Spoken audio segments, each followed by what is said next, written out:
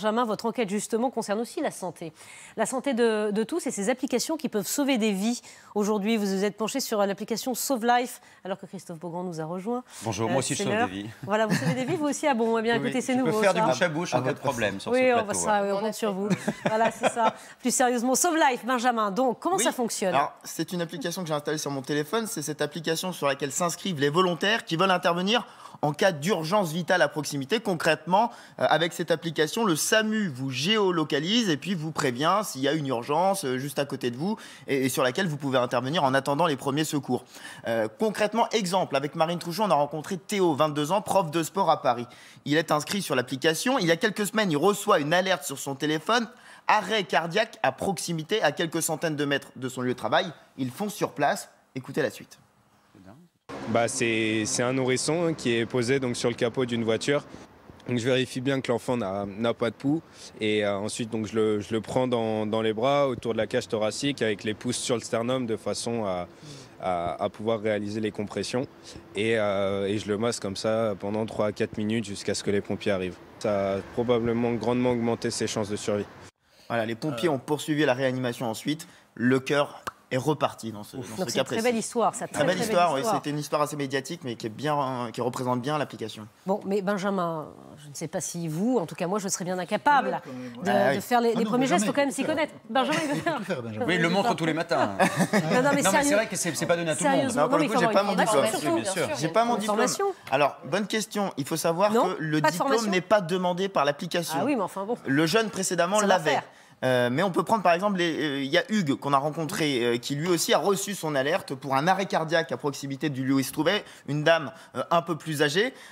Évidemment, lui, il était formé au premier secours, mais il faut savoir dans ce qu'il a fait, quand il a eu le SAMU au téléphone, il y a des gestes qu'on peut tous faire. Écoutez.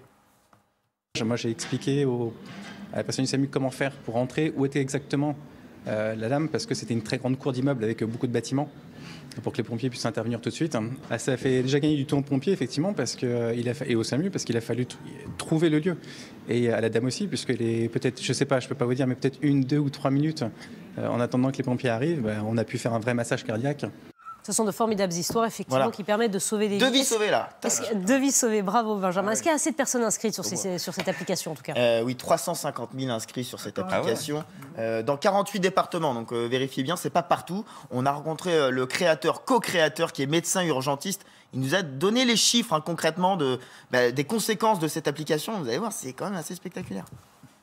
C'est des dizaines d'interventions par jour, d'alertes, en fait, auprès des citoyens sur le territoire.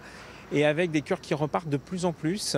On était, avant la fin de l'année, à environ 7 cœurs par mois. Mais là, rien que ce mois de janvier, depuis le 1er janvier, il y a déjà 10 cœurs qui sont repartis avec l'application Sauve Life. Il y a des personnes non formées qui sauvent des vies. Clairement, oui. On en a qui ont été chercher le défibrillateur, le poser et réaliser le choc. D'autres qui vont faire le massage cardiaque avec les instructions. 10 cœurs quand même depuis le début de l'année. Alors justement, à propos des défibrillateurs, il existe aussi une application formidable qui s'appelle Staying Alive, qui localise ces défibrillateurs. Alors oui, on est dans le même registre. Staying Alive, c'est cette application que vous voyez à l'écran. En vert, ce sont les défibrillateurs. Donc on en a 2 à TF1, soyez rassurés. Vous avez aussi les gestes qui sauvent sur cette application. Pas qu'à TF1, il y en a partout en France. Dans toutes les grandes villes, je rassure. Il y en a 120 000 en France. Mais nous, on en a un pas loin au cas où. En cas de problème, il y en a un pas loin. Et vous avez aussi les gestes... des invités âgés, parfois. Vous avez aussi les gestes qui sauvent sur cette application. C'est très bien fait. Vous avez des petites vidéos avec la position des mains. On vous explique comment faire. Donc voilà, et vous savez pourquoi ça s'appelle Staying Alive? Écoutez le refrain. En fait, et ça, c'est le rythme. Staying Alive, voilà. C'est le rythme pour le massage cardiaque. Exactement. Voilà, alors, ça commence là, normalement. Voilà pourquoi ça s'appelle Staying Alive. C'est disco le massage cardiaque, en fait. Non, mais vous y pensez? Je vous l'explique sur l'application. Mais du coup... Mais ça permet de sauver des vies. Oui, c'est un début, c'est un moyen de technique qui est quand même pas mal. Voilà, exactement. Voilà, bon bref. Donc inscrivez-vous. Voilà, allez voir. Faut pas prendre la version remix, parce que sinon ça peut être non, pas la version. N'importe quoi. Allez.